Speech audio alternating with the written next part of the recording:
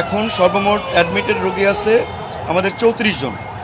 এই 34 জনের মধ্যে 28 জন হচ্ছে বাচ্চা চাইল্ড, আর অ্যাডাল্ট আছে 8 জন। এই 8 জনের মধ্যে 5 জন মহিলা এবং 3 জন পুরুষ।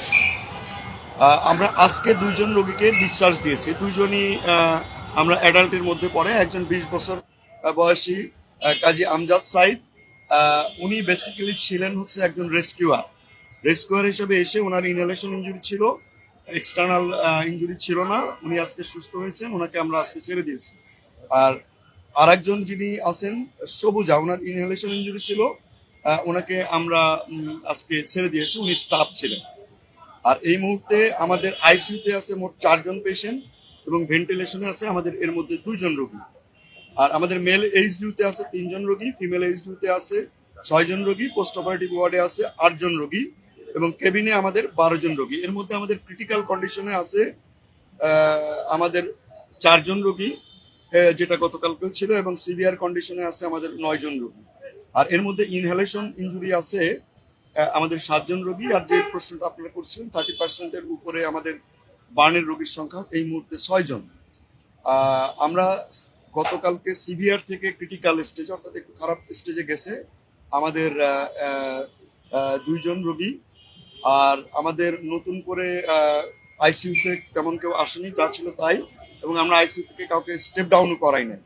আজকে আমাদের মৃত্যুর কথা যেটা বললাম 0, এবং টোটাল ডেথ এই পর্যন্ত আবারও বলছি 17। এই হচ্ছে আমাদের আজকের ব্রিফিং। এর বাইরে যদি আপনাদের কোনো ইয়ে থাকে। যে চারজনের কথা বলা হচ্ছে 24 ঘন্টা পার হয়ে গেল, মানে ক্রিটিক্যাল পজিশনে তারা আছে, এখন কি অবস্থা? আপনারা কি মনে করছেন তারা? না, এখনো তাদের অবস্থা অপরিবর্তিত আছে, অবস্থা আগের মতোই আছে। এরকম কোনো তথ্য আমাদের কাছে নাই। যদি থাকে আমরা সরাসরি আমাদের সঙ্গে যোগাযোগ করবেন, কারণ আমাদের অতি জরুরি হয়তো 2-1টা জিনিস বাইরে থেকে করা হয়, সেটা আমাদের নিজস্ব তত্ত্বাবধানে আমাদের নিজের লোক দিয়ে সেই পরীক্ষাগুলো আমরা করাচ্ছি। সেই সাধারণভাবে এই পরীক্ষাগুলো সচরাচর হয় না, তো সেই জিনিসগুলো আমাদের নিজেদের একেবারে নিজেদের তত্ত্বাবধানে নিজেদের অর্থ দিয়ে এটা করা হচ্ছে। আচ্ছা, আমার এই বিষয়টা জানা নাই। যদি আপনাদের কাছে কেউ অভিযোগ করে থাকে, আমি অভিযোগ বলবো না, যদি কেউ জানিয়ে থাকে তাদের কোনো সমস্যা হচ্ছে, অবশ্যই আমরা জানলে ডেফিনেটলি, যদি এটা হয়ে থাকে, আমার বিশ্বাস যে এরকম ঘটনা ঘটেনি, যদি হয়ে থাকে অবশ্যই আমরা এটার ব্যবস্থা নিব। যদি হয়ে থাকে, আমি শিওর না। আমরা মানসিক সাপোর্ট দেওয়ার ব্যাপারে আমরা প্রতিদিন 2 বেলা করে আমাদের প্রত্যেকটি ইউনিট চিফ কথা বলছেন।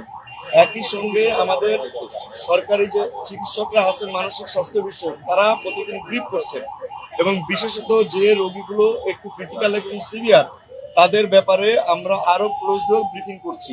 এবং প্রতি মুহূর্তেই নতুন করে আমাদের মন্ত্রণালয় থেকে আরো কিছু হয়তো ডিসিশন আসবে, যারা চলে যাচ্ছে তাদের ব্যাপারে আরো ক্লিনিক্যাল সাইকোলজিস্ট নতুন করে নেওয়ার ব্যাপারেও আমাদের সিদ্ধান্ত আসছে।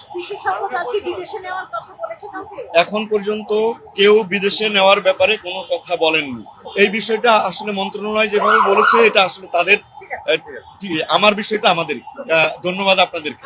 এখানে একটা বিষয় ক্লিয়ার করি যে আমাদের এখান থেকে কোনো মানে এরকম সমস্যা নেই। আমাদের এখানে যা পেশেন্ট এসেছে, একজন ব্রড ডেথ আর 16 জন মারা গেছে, এই 17 জন। এখন অন্য জায়গার তো আমরা মিলাইতে পারবো না। আমাদের এখান থেকে ওকে, ধন্যবাদ সবাইকে, ধন্যবাদ।